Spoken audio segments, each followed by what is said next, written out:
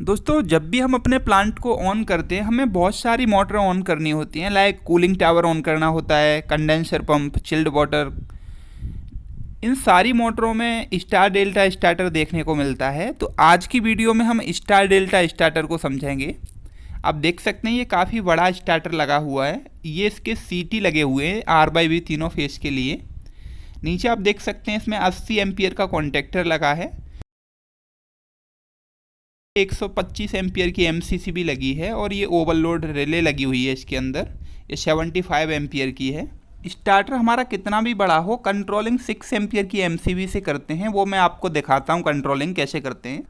तो हेलो दोस्तों, मैं हूँ आपका अपना दोस्त गौरव और आप देख रहे हैं HVAC बाय सत्या। सत्या जी मेरे भाई हैं। इस सर्किट डायग्राम को आप वीडियो के डिस्क्रिप्शन से डाउनलोड कर सकते हैं। आपको प्रैक्टिकली दिखाता हूं मैं कि ये जो कॉन्टेक्टर लगे हैं, ओवरलोड रिले लगी है, इसको कैसे लगाना है। ये दोस्तों आप देख सकते हैं लेफ्ट हैंड में ऊपर कॉर्नर में TPN लगी है जिसमें हम R/V फेस और न्यूट्रल देते हैं। ये 6 एम्पियर की MCB लगी है। ये जो दोस्तों आप देख रहे हैं मेन कॉन्टेक्टर है, यहाँ मैं लिख देता हूँ जिससे आपको पता लग जाएगा। इसके बाद जो देख रहे हैं आप, ये टाइमर है। जैसा आप देख सकते हैं मैंने टाइमर का यहाँ बनाया हुआ है। ये स्टार कॉन्टेक्टर और ये डेल्टा कॉन्टेक्टर।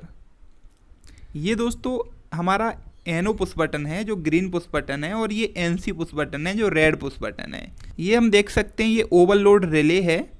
ये आप किसी भी कंपनी की ले लीजिए, हर किसी पे लिखा हुआ रहता है। ये कॉन्टेक्टर के नीचे लगती है।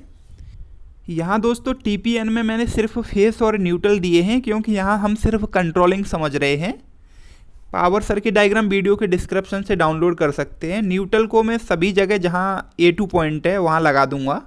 A2 एक स्टैंडर्ड पॉइंट है जहाँ हम न्यूट्रल देते हैं। फेस को MCB में देना है और MCB से आउट करके रिले के 95 नंबर पॉइंट में ले जाना है, जैसा मैं आपको सर्किट डायग्राम में दिखाता हूँ बना के।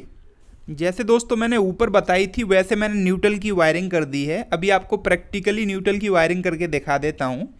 इसके बाद इसी पेपर पे हम इसका कंट्रोल सर्किट डायग्राम समझेंगे। जैसा दोस्तों मैंने सर्किट डायग्राम में दिखाया वैसे मैंने न्यूट्रल की वायरिंग कर दी है। ये टाइमर का A2 इधर है और सारे कॉन्टेक्टर के A2 पॉइंट में न्यूट्रल दे दिया मैंने TPN से, जहाँ मेरा न्यूट्रल है।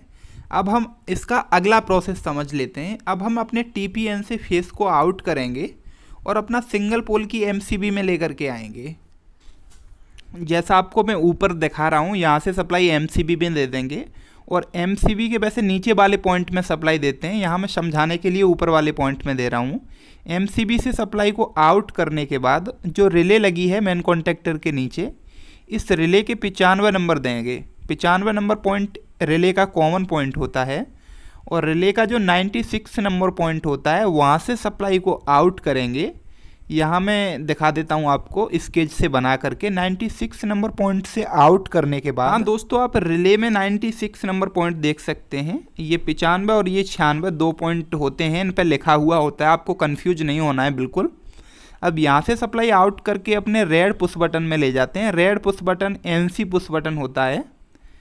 ये मैं अभी कनेक्शन करके भी दिखाऊंगा आपको। कनेक्शन में झमेला ज़्यादा हो जाएगा इसलिए आप देखकर समझ नहीं पाएंगे। मैं आपको पेपर पर दिखाता हूँ और फाइनली कनेक्शन करके आपको स्टार्टर चला के दिखाऊंगा। इसके बाद हम ग्रीन पुश बटन में ले गए, इसको NO पुश बटन बोलते हैं।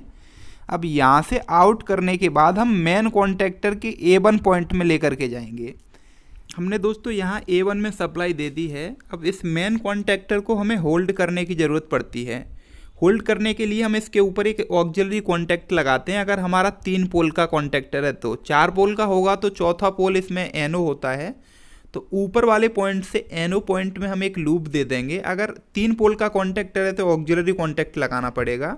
अब नीचे वाले NO पॉइंट से सप्लाई आउट करने के बाद जो हमारा रेड पुश बटन है, इसके आउटपुट में या ग्रीन पुश बटन के इनपुट में सप्लाई जोड़ेंगे।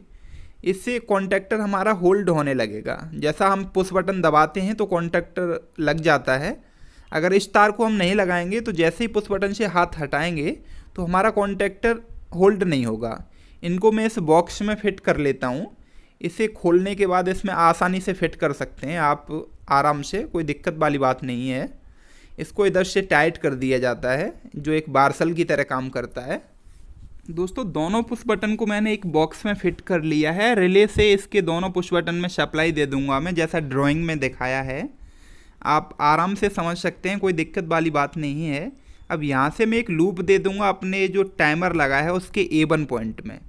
इसी के NO पॉइंट से दे सकता हूँ या कॉन्टेक्टर के A1 से, एक ही बात है। मैंने लूप दे दिया A1 में, और यहाँ कॉन्टेक्टर में मुझे 2 पॉइंट देखने को मिलेंगे, एक स्टार का और एक डेल्टा का।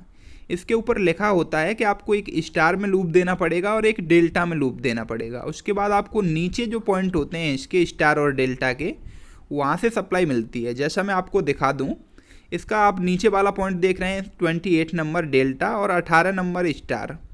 ऊपर वाले पॉइंट में हम लूप दे देंगे तो नीचे वाले पॉइंट में हमें सप्लाई मिल जाएगी। ये स्टार पॉइंट है और ये डेल्टा पॉइंट है।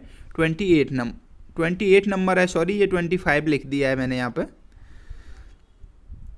जैसा इसमें आप देख सकते हैं 28 लिखा हुआ है टाइमर में। ये ऑक्सिलरी कॉन्टैक्ट हैं जो मैं स्टार और डेल्टा के ऊपर कनेक्ट कर रहा हूँ इनको। दोस्तों मैंने दोनों कॉन्टैक्टर के ऊपर ऑक्सिलरी कॉन्टैक्टर कनेक्ट कर दिए हैं।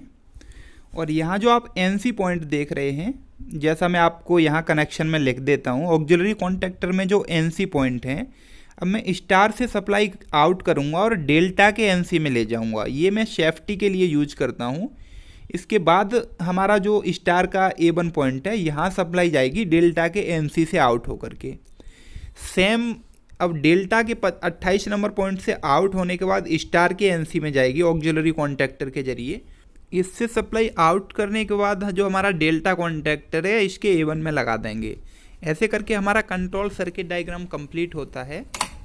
दोस्तों ड्राइंग के हिसाब से सारे कनेक्शन मैंने कर लिए, और जैसे ही पुश बटन प्रेस किया मेरा स्टार्टर पहले मेन कॉन्टैक्टर और स्टार लगा। इसके बाद जैसे ही टाइमर डेल्टा में गया तो मेरा डेल्टा कॉन्टैक्टर लग गया। ऐसे आप अच्छे से कनेक्शन कर सकते हैं। अगर आपको कोई भी दिक्कत है तो नीचे कमेंट बॉक्स में आप कमेंट कर दीजिए। चैनल को दोस्तों सब्सक्राइब कर लीजिए और वीडियो लाइक कर दीजिए अगर अच्छी लगी हो तो।